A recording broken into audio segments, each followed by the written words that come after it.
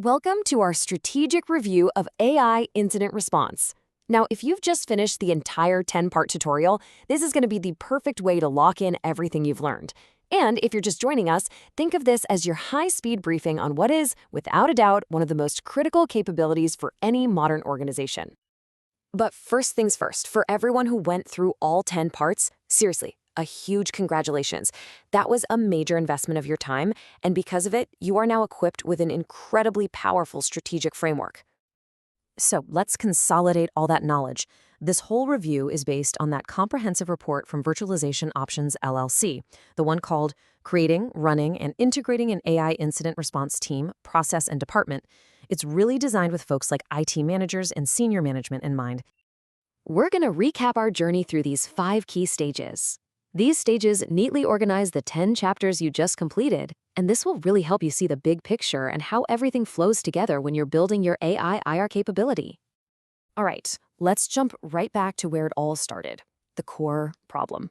The fact is, AI introduces a fundamentally new class of risk, and it's a type of risk that pretty much makes our old, traditional incident response playbooks obsolete.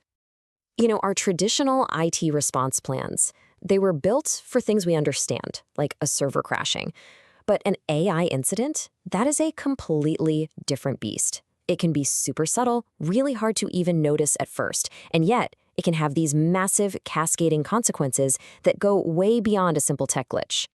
And that's because we're dealing with entirely new kinds of failures, right?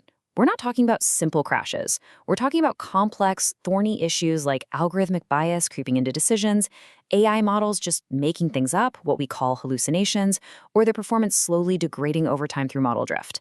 And then there's the really wild stuff, completely unpredictable emergent behaviors. You absolutely need a specialized approach for this. So the big question is, how do you build that specialized capability? Well, it all starts with getting the foundation right, which is exactly what we dug into in the first 3 chapters of the tutorial. Chapter 1 was all about setting the stage, really establishing the high stakes. The key takeaway there was drawing a direct line from these new AI risks to tangible, scary outcomes, major organizational, financial, and reputational damage. This is what builds the business case for why a dedicated AI response function isn't just a nice-to-have, it's an absolute necessity. From there, Chapter 2 laid out the blueprint for what is, by far, your most critical asset, the team itself. And the central idea here is pretty simple. This is not just an IT problem, so the solution can't be just an IT team. And this really drives home the main lesson from Chapter 2. Your team has to be cross-functional. Yeah, of course you need your brilliant AI and machine learning engineers, but the real magic, the real power, comes from putting them in the same room as your legal advisors, your communications pros, and your product owners, all working as one cohesive unit. You can have the best team in the world, but they're only as good as their process. And that was the entire focus of Chapter 3, moving from just a group of smart people to a well-oiled team that has a repeatable, reliable playbook designed specifically for AI incidents. The tutorial gave you that step-by-step framework, one that's actually tailored to AI. So now you have the building blocks for creating clear detection protocols, effective triage procedures, and really well-defined escalation pathways. This ensures the right people get pulled in at exactly the right time. Okay, so with that solid foundation of team and process in place, the tutorial shifted gears into the tactical execution of an actual incident response. This was covered in chapters 4 through 6, and let me tell you, this is where the rubber really meets the road. This 3-step workflow, detection, assessment, and containment, is the absolute core of your operational playbook when an AI incident goes live. Chapter 4 covered all the tools for detection and monitoring.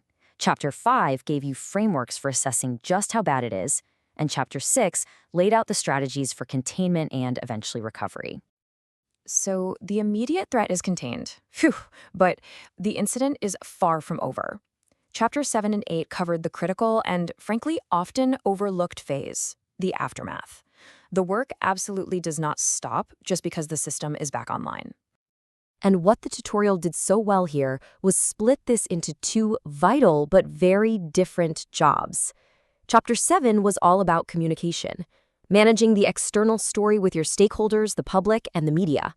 Then, Chapter 8 turned inward, focusing on a deep dive, root cause analysis, and the internal process of learning so you can make sure this never, ever happens again.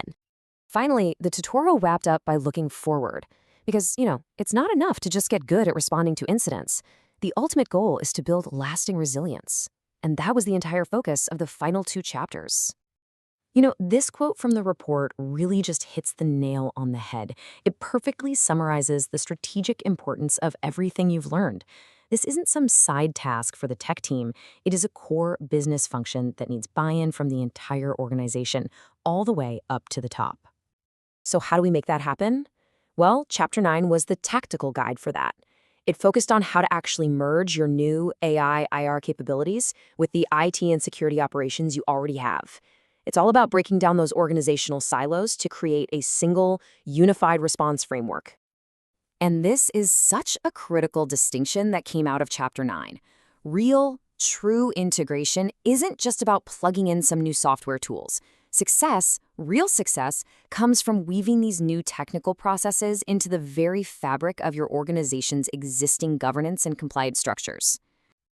And that brings us to the final chapter, Chapter 10, which really drove that point home. It was all about establishing robust governance and, this is key, creating a process that can actually adapt to the constantly changing landscape of AI risks and regulations. The goal here is to be ready not just for today's threats, but for whatever comes next. So let me say it one more time. Congratulations! By completing this journey, from understanding the risk all the way to building a future-proof plan, you have taken a massive and absolutely necessary step toward protecting your organization in the age of AI. And that brings us to the final and I think the most important question. You have the blueprint. The theory is done. Now it's all about action. So, what is the very first tangible step you are going to take to start building this resilience in your organization?